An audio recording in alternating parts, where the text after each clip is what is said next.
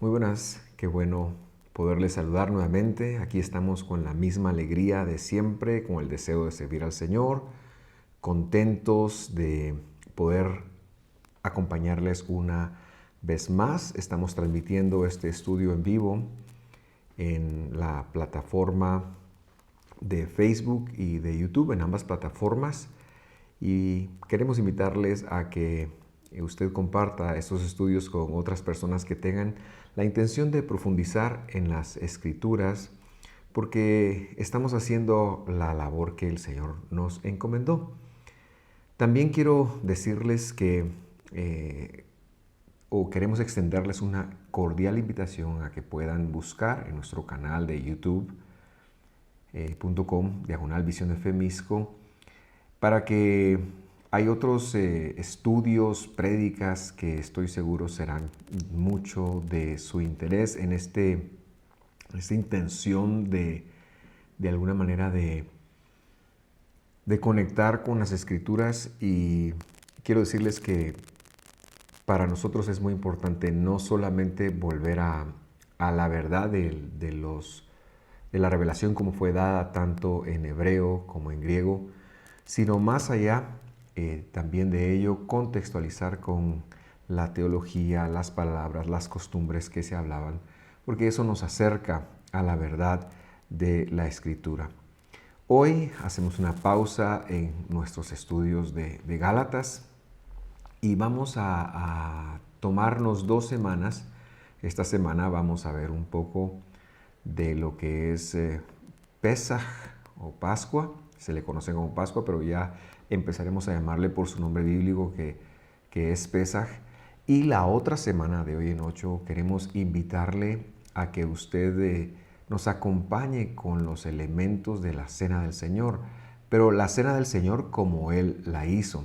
Y quiero decirle que en los comentarios y en nuestras redes sociales y por WhatsApp estaremos difundiendo los elementos que lleva esta cena, que más que cena debería conocerse como el servicio de Pesaj. En hebreo le llamamos el Seder. Entonces lo vamos a estar poniendo en el comentario de esta oportunidad, pero también lo estará en nuestras redes sociales durante la semana para que de hoy en 8 usted nos acompañe. Y también con la variante de que lo haremos en la noche, ¿verdad? El estudio de hoy en la noche no será a las 4, si nos quiere ver en vivo, será a las 8, para que usted pueda participar entonces del ceder del Señor. Y bueno, queremos entonces hacer un poquito de contexto y ver este tiempo que pues se nos viene, ¿verdad? Se nos viene como algo muy importante en las cosas del Señor.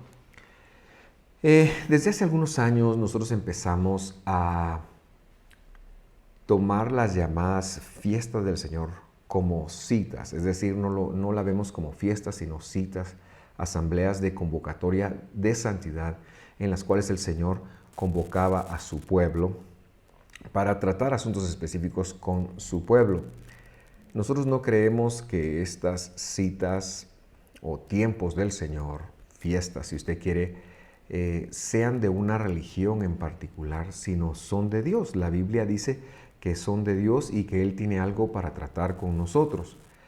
Y el enfoque que yo quiero darle este año es un poquito de lo que Pablo habló, pero también lo que está en toda la Escritura, que sabemos que estas cosas siguen siendo importantes porque son sombras de lo que ha de venir. Empiezo recordando que hay 3 citas principales que se atienden en la Escritura. Y para ello le invito a que oremos y luego vayamos a la palabra de Dios. Señor Jesús, estamos aquí cumpliendo con el mandamiento de escudriñar las Escrituras, porque a nosotros nos parece, como tú dijiste, que en ellas hay vida, pero ellas también dan testimonio de ti, y es lo que queremos en esta oportunidad. Guíanos, por favor, para que todo lo que sale de nuestra boca y lo que conectemos en esta oportunidad sea lo que tú quieres que conectemos y hagamos. En tu nombre oramos. Amén.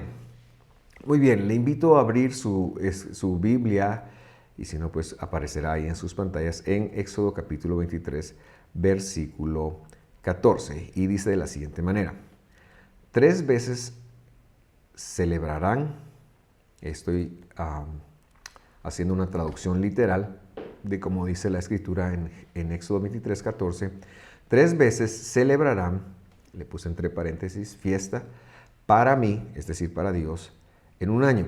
Por eso sabemos que tienen que ver más con Dios que con religión alguna.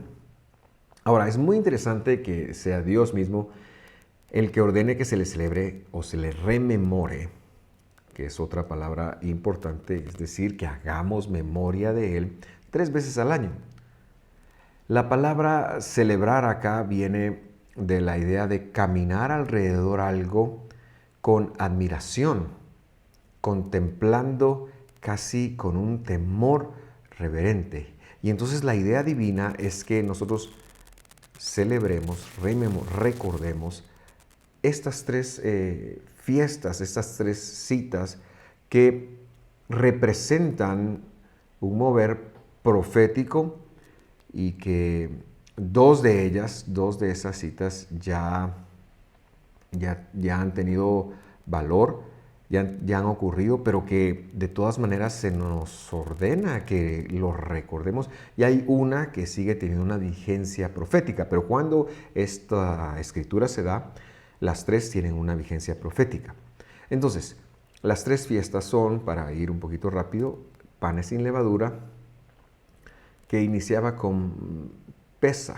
La palabra Pesaj viene del verbo saltar, que fue precisamente lo que Dios hizo con su pueblo.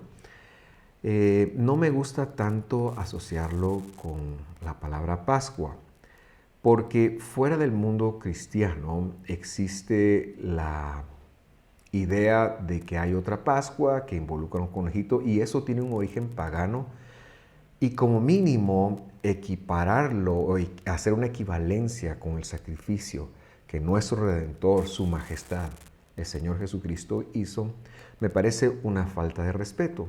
Entonces, por eso digo, quizás en el mundo creyente, en el mundo nuestro, la palabra Pascua nos recordará esta cita bíblica, pero su nombre original es Pesaj, entonces voy a llamarle de esta manera. La segunda cita es la cita de Pentecostés, en hebreo Shavuot, en donde se rememoraba que Dios mismo vendría y daría su palabra, daría su Torá, entregaba su poder. Si usted recuerda la lectura de Hechos 2, entendemos que este es un hecho también, que ya debido a la muerte de su majestad el Mesías, esta situación también ya ocurrió. Hoy nosotros, los que hemos sido llamados, que somos salvos, tenemos un anhelo, por decirlo de alguna manera, hacia la santidad, hacia lo que es de Dios, hacia el modelo de Dios. Esta es la obra del Espíritu Santo, o como su nombre en hebreo traduciría quizás de una mejor forma, el espíritu o el poder, de la santidad. Esto ocurre, como ya dije, entonces en Hechos 2, y bueno, es 50 días después de Pesaj. Y la tercera cita a la que hace referencia Éxodo, que hemos leído, es la cita de Sucot o cabañas, que nos habla precisamente de la segunda venida del Mesías. Entonces, Pesaj lleva el peso de todo lo concerniente a la primer venida del Señor, y es un mandamiento que nos acordemos de ello, es un mandamiento que lo recordemos.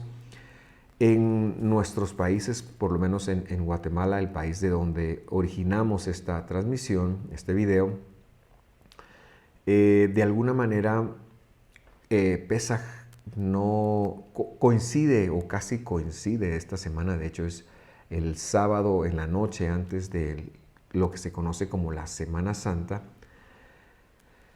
Y bueno, mucha gente anda en planes de veraneo, anda en planes de vacaciones y eso es muy bueno, pero creo yo que debemos de tener una voz para que recordemos la necesidad de honrar al Señor. También quiero decir que Pesaj, la gran mayoría de veces, no, perdón, me corrijo, Pesaj ya no coincidirá nunca con el viernes de crucifixión, creo que se llama, ¿verdad? Pero porque desde el año 155 en Roma se han hecho esfuerzos para divorciar el Pesaj bíblico de la Pascua cristiana. Y entonces en el calendario gregoriano que nosotros manejamos se recuerda que Jesús murió un viernes por la tarde y resucitó un domingo por la mañana. Esto es un error bíblico, espero poderme explicar, pero que se remonta al segundo siglo y que por supuesto se acentuó mucho más en el tercer y cuarto siglos, pero que es la idea de alejarse de la dependencia o la codependencia con el judaísmo, que sí mantuvo la fecha que era. Entonces también es importante decir que la fecha no coincide, pero que nuestro Redentor no murió un Viernes Santo, que es como se le llama. Nuestro Redentor murió el 15 de Nisan del año en que él, de ese año, no sé cuál año fue, hay muchas variables de calendarios, pero probablemente entre el 27 y el 31 después de Cristo, por los errores que se han cometido, pero que murió y según lo narra el Evangelio, hay un Shabbat, que es el Shabbat de la fiesta, antes de que Él muera, y hay otro Shabbat después de que Él resucita. Entendemos que Él tendría que haber dado su vida un miércoles para nosotros en la tarde y resucitado la tarde del sábado. Esto está mejor explicado en el estudio que dimos el año pasado. Yo no sé si voy a llegar a tocar profundamente eso porque quise darle otro matiz, ¿verdad? Entonces, lo que quiero hacer entonces con ustedes, mis queridos amigos, es que vayamos identificando, hagamos algunas conexiones de cómo es que nuestro Redentor vino, por qué vino y lo que eso implica, porque eso es precisamente lo que deberíamos de recordar en estos tiempos. Nosotros no lo hacemos tanto para recordar la salida del pueblo de Israel, aunque eso es muy válido también y también es escrito, está escrito, pero entendemos que esa es una sombra y figura de algo mucho más grande. Entonces yo le invito a que usted me acompañe al capítulo 3 de Génesis, versículo 15, vamos a leer. Leo a propósito una traducción que tiene algunos problemas en cómo lo expresa, pero lo leo para que usted también desarrolle el deseo de investigar las fuentes y de ir más allá de lo que estamos acostumbrados a ir. Dice Génesis 3:15, NTV, y pondré hostilidad entre tú y la mujer, dice esta versión, y entre tu descendencia y la descendencia de ella. Su descendiente te golpeará la cabeza y tú le golpearás el talón. La mayoría de las Biblias, cuando se refieren a la palabra que aquí está traducida como descendencia, traducen simiente. Esta dice descendencia, pero lo he hecho precisamente por ello, para que usted conecte que es muy difícil fiarnos de solo una traducción. ¿Por qué lo digo así? Porque la pregunta entonces lógica es, ¿quién es la descendencia de la serpiente? Los hijos de la serpiente. Si entendemos que es descendencia, pues entendemos que hay algo como de una gestación. Pero si lo entendemos como simiente, conociendo el Evangelio, entenderemos que simiente viene de la palabra semilla y que es precisamente como Dios mismo hace su entrada en nuestro mundo en forma de semilla, la forma más humilde. Él se disminuyó hasta ser implantado en el vientre de una mujer que en hebreo se llamaba Miriam, y me gusta más referirme a ella como Miriam que como María. Y cuando ella se dispone a recibir, a hacer ese vaso, pues vemos que el Espíritu Santo vino sobre ella y la cubrió, es decir, la semilla de Dios, que es una entidad normalmente biológica, solo que esta es una semilla distinta. Pero le fue prometida a Eva en Génesis 3, que es lo que estamos leyendo, y le fue entregada a Miriam al inicio del Evangelio. Entonces, a Eva se le promete, ¿verdad? Y ella dice, tu semilla, la semilla de una mujer, que es una unidad, en este caso se convirtió en biológica, pero divina de alguna manera, que fue puesta en Miriam para dar vida, a dar cuerpo, para que lo que dice Pablo después, Él es la imagen del Dios invisible, pudiéramos entonces nosotros tener a Dios en medio de nosotros en forma de hombre. Y bueno, desde el principio, cuando las cosas se van a la muerte, al error, a lo que sucedió con nuestros antepasados, ahí mismo se estableció la promesa de que un día Dios tomaría la forma de una semilla, y ese es un nombre teológico, semilla. Zera sería en hebreo. En el madero del Gulgaltá, de Gólgota, cuando Dios es colgado allí, podemos entender que es cuando la semilla de Satanás, aquellos que lo seguían, aquellos que también funcionan así, lo seguían, golpean al Mesías en el talón, porque no es que lo venzan. Jesús no fue vencido en el madero. Ahí fue donde Él venció con la muerte al que tenía el imperio de la muerte. Y eso se conoce en teología de hebrea como el herir el talón, mientras que el Mesías hirió a la simiente de la serpiente en la cabeza y la derrotó así. Entonces, semilla, Zera, es un nombre de Jesús, es un nombre de la promesa que Jesús vendría. Esto, mis queridos hermanos, perdón, es lo que representa la cita de Pesaj. Esto es lo que nosotros debemos de recordar.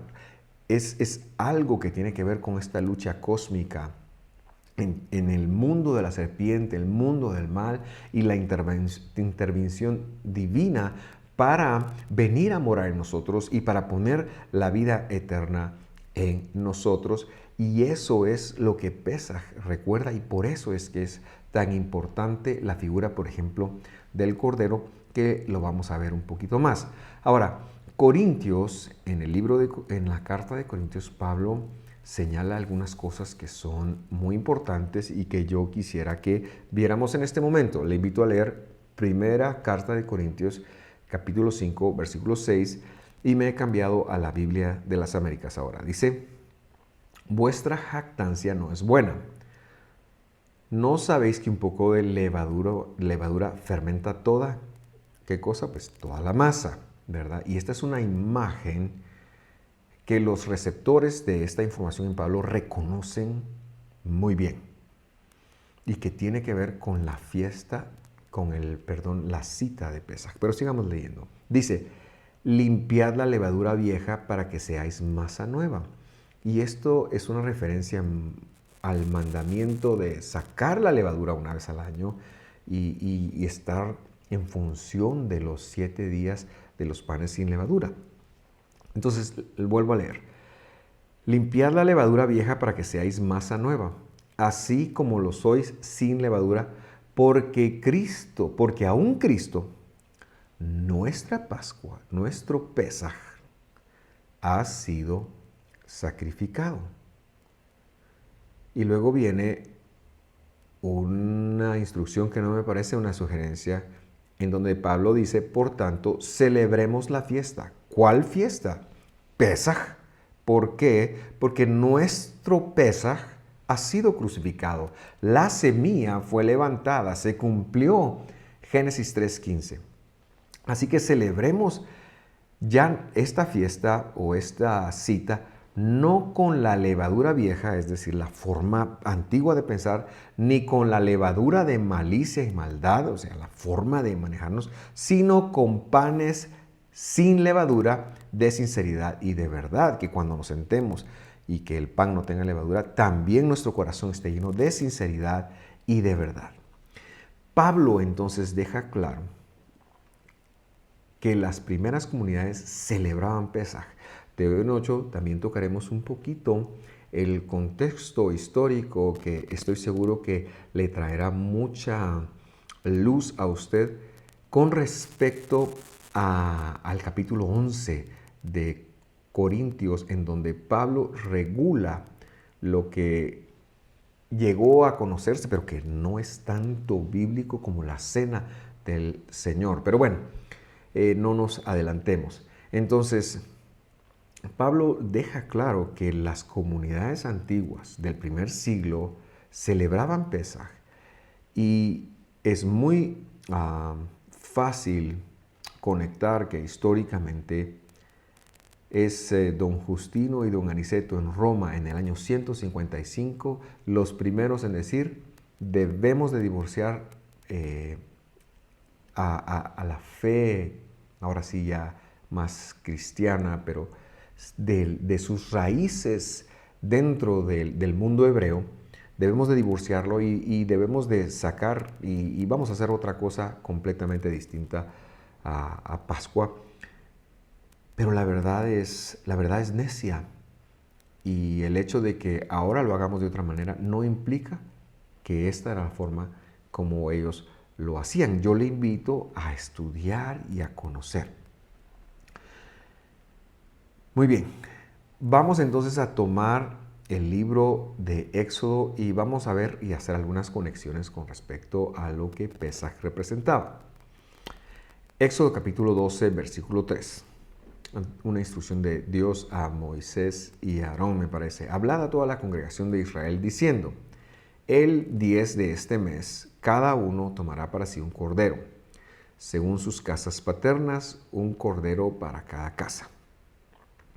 La idea es que lo ataban el día 10 y lo dejaban atado por 3 días y tenía que ser sin mancha, sin defecto y por supuesto que nosotros sabemos que lo mismo sucede con el Cordero de Dios que porta el pecado del mundo, ¿verdad? Esto es una figura de nuestro Mesías.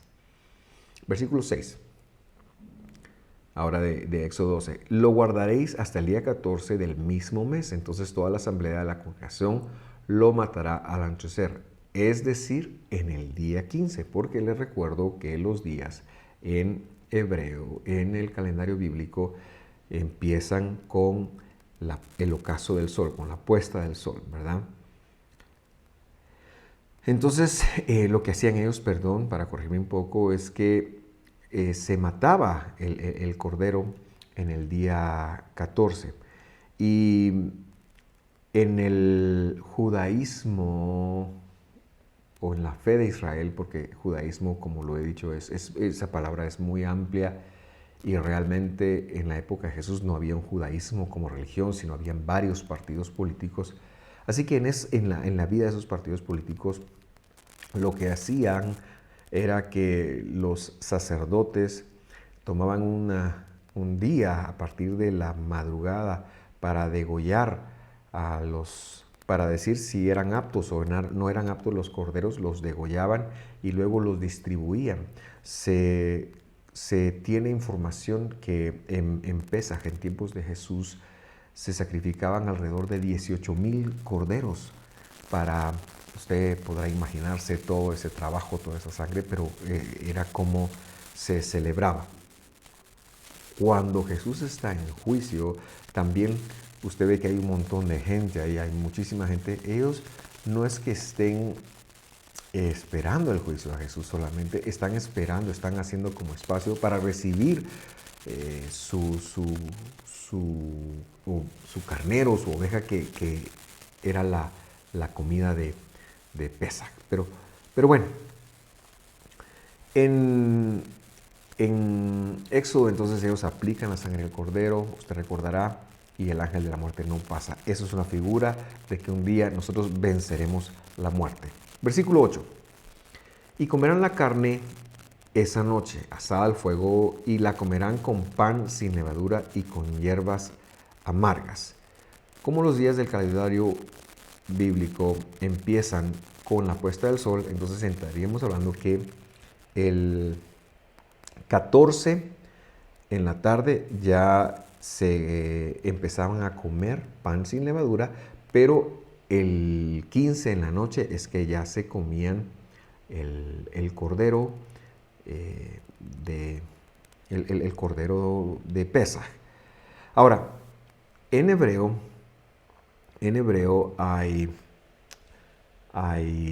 para hablar de levadura hay dos palabras. La primera palabra es la palabra hamesh. La palabra hamesh o hamesh quiere decir, se refiere a lo que se leuda naturalmente a una masa que se le aplica agua y todo, pero empieza su proceso de desoxidación 18 minutos después. Esto es lo que se conoce como hamesh. Entonces la instrucción era que ellos deberían de cocer la masa antes de los 18 minutos. A esto no es lo que se refiere Pablo en Corintios, sino esa es la otra palabra, seor. Seor es la levadura, que era lo que leudaba la masa. Entonces esta gente tomaban la torta, le colocaban hierbas amargas, hacían una especie de sándwich con el cordero y todo junto se lo cenaban el día 15 del mes. La otra semana hablaremos de cómo fue, cómo Jesús lo hizo. Versículo 11. Y de esta manera lo comeréis, ceñidos vuestros lomos, las sandalias en vuestros pies, y el cayado en vuestra mano lo comeréis apresuradamente. Es el Pesaj del Señor. La idea es entonces que si el Cordero dio su vida por nosotros, recordemos que Él lo hizo, que no tenemos que hacer algo para recibir la vida eterna, sino que ya está en nosotros. Versículo 15. 7 días comeréis panes sin levadura. Además, desde el primer día quitaréis toda levadura de vuestras casas, porque cualquiera que coma algo leudado desde el primer día hasta el séptimo, esa persona será cortada de Israel, es decir, iba al exilio. Versículo 16. Y en el primer día tendréis una santa convocación y otra santa convocación en el séptimo día. Ningún trabajo será en ellos, excepto lo que cada uno deba de comer. Solo esto podréis hacer. Eso quiere decir, entonces, que el primer día de Pesaj, es decir, cuando acababa el 14 en la noche y empezaba el 15, era una santa convocación.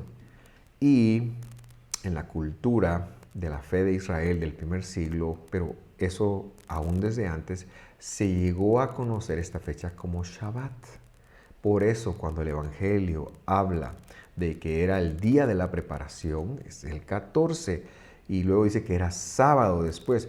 Y aquí es donde empieza la confusión cristiana, que ignorando esto muchas veces ve, bueno, si empezaba el sábado, entonces Jesús tuvo que haber muerto el viernes. No, al primer día de la cita también se le llamaba Shabbat. Y ese día, en el tiempo de Jesús, por cómo lo narra el Evangelio, ese día fue miércoles, ¿verdad? Ese día fue miércoles. Entonces, pero ya veremos un poquito más de eso adelante. Versículo 17. Guardaréis también la cita de los panes sin levadura, porque en ese mismo día saqué yo vuestros ejércitos de la tierra de Egipto. Por tanto, guardaréis este día por vuestras generaciones como ordenanza perpetua. En el mes primero comeréis los panes sin levadura, desde el día 14 del mes por la tarde hasta el día 21 el mes por la tarde. Entonces, la cena se hacía hasta el 15, pero a partir del mediodía se empezaba a comer ya el pan sin levadura, ¿verdad? Eso es lo que había mencionado. La palabra matzah define a un pan, repito, que no llegó a ser hamesh, es decir, no llegó a oxidarse no llegó a oxidarse en 18 minutos. Versículo 19. Por 7 días no habrá levadura en vuestras casas, porque cualquiera que coma algo leudado, esa persona será cortada de la congregación de Israel, ya sea extranjero o nativo del país. No comeréis nada leudado, en todo lugar donde habitéis comeréis panes sin levadura. Muy bien, entonces más o menos vamos en el punto de que a partir del día 14, en la mañana se sacaba la levadura de la casa, a partir de mediodía se empezaba a comer los panes sin levadura y en la noche había el mandamiento de que los israelitas tenían que rememorar que ellos habían sacado de Egipto y había una cena de cordero, panes sin levadura y hierbas amargas.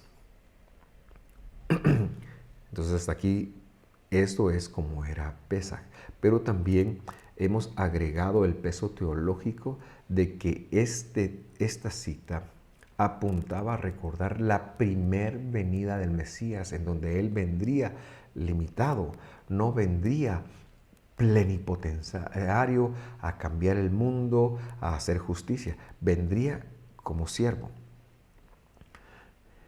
Y cuando Él vino y nació y desarrolló su ministerio, luego llegó a enfrentar la muerte. Por supuesto, y siempre yo me pregunté por qué el Mesías, si vino a perdonar nuestros pecados, ¿por qué no lo hizo en el tiempo de Yom HaKippurim, en el día de la expiación, que tenía que ver con los pecados? ¿Por qué lo hizo en Pesaj? Y la respuesta ahora la sé, porque Pesaj era el tiempo que recordaba la semilla, la primer venida. No podría haber sido en otro tiempo. Y entonces Jesús, él es llevado ante Pilato, usted recordará la historia, él es llevado ante Pilato, él es juzgado y él es condenado a morir en un madero, en una cruz, y empieza algunas horas de mucho dolor que han de haber sido desgarradoras para él, y él está clavado en ese madero. Y bueno, no quiero extenderme en cuanto al sufrimiento de él, que ha de haber sido atroz, pero quiero hacer un par de conexiones aquí. Le invito ahora a que leamos, Lucas 23, 44. Dice: era ya como la hora sexta, cuando descendieron tinieblas sobre la tierra, hasta la hora novena. Versículo 45. Al eclipsarse el sol, el velo del templo se rasgó en dos, y Jesús, clamando a gran voz, dijo: Padre, en tus manos encomiendo mi espíritu. Y habiendo dicho esto, murió. La hora sexta más o menos es el mediodía para nosotros, cuando ya no se permitía comer pan leudado. Dice que el cielo se oscureció. Impresionante. Y dice que a la hora novena todavía había el eclipse y él estaba de alguna manera vivo a esa hora. Entonces, por la ley del Señor, nosotros entendemos que Jesús falleció el día 14 antes de expirar el día, porque pidieron permiso a depositarlo en un sepulcro, porque ya venía el primer día de la fiesta, el gran Shabbat de la fiesta. El 14 de Nisan. Muy bien. Ahora, todavía quiero profundizar en algo más. Acompáñenme a Mateo capítulo 12, versículo 38.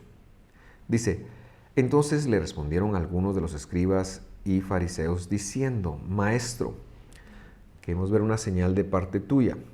Pero respondiendo él les dijo, una generación perversa y adúltera demanda señal.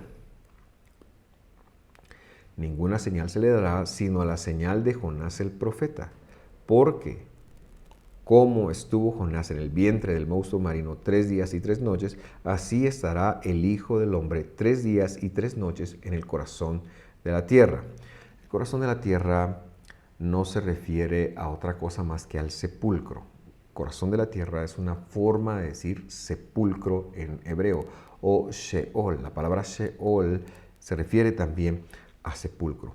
Ahora, dice que son 3 días y 3 noches. ¿Qué quiere decir esto? Quiere decir 72 horas. 72 horas.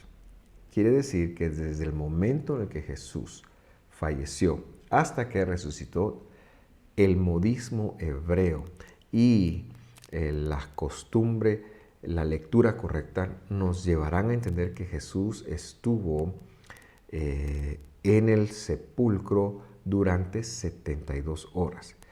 Quiere decir que el Señor a las 3 de la tarde todavía no había muerto. Él habrá muerto entre las 3 o 5 de la tarde. Voy a suponer que fueron las 5 porque no tenemos ese dato del miércoles por la tarde.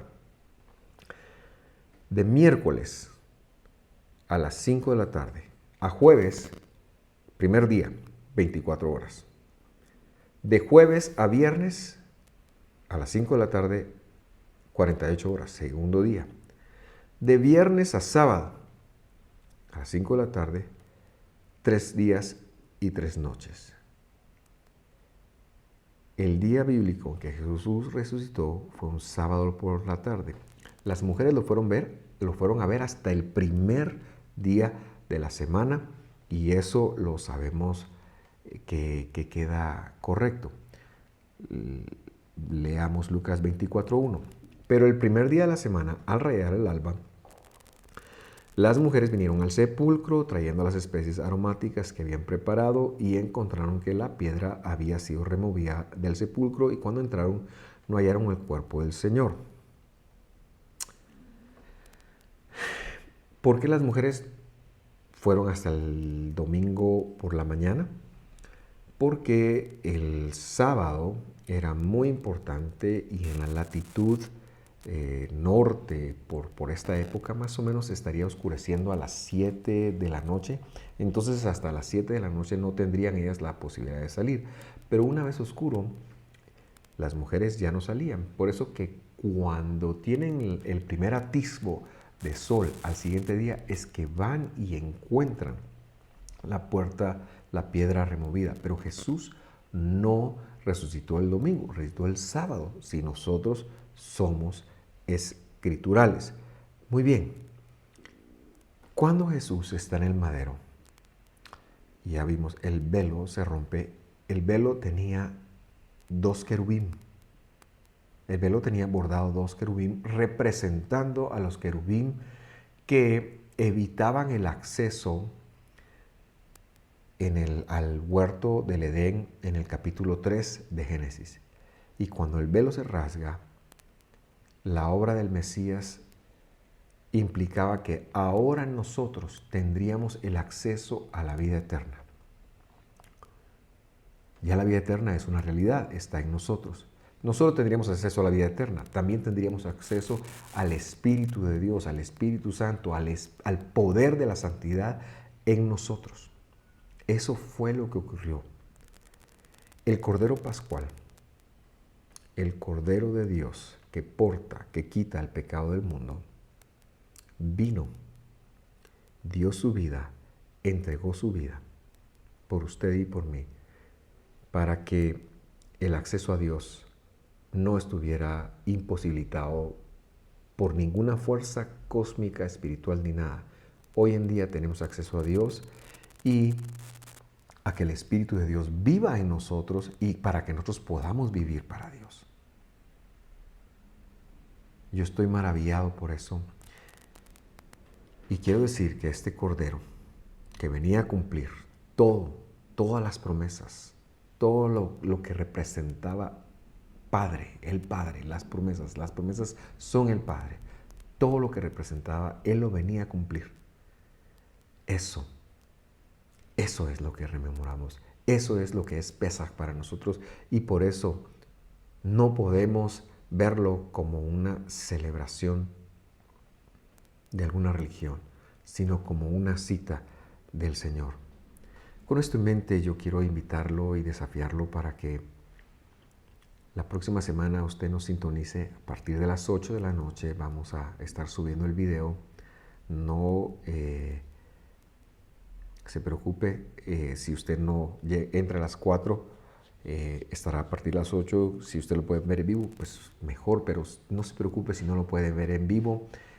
Véalo en algún momento durante el sábado o durante el domingo, que es el día, ¿verdad? Estaremos poniendo el listado de los elementos del ceder y estaremos explicando el por qué y lo que Pablo también quiso decir en el capítulo 11 de Corintios.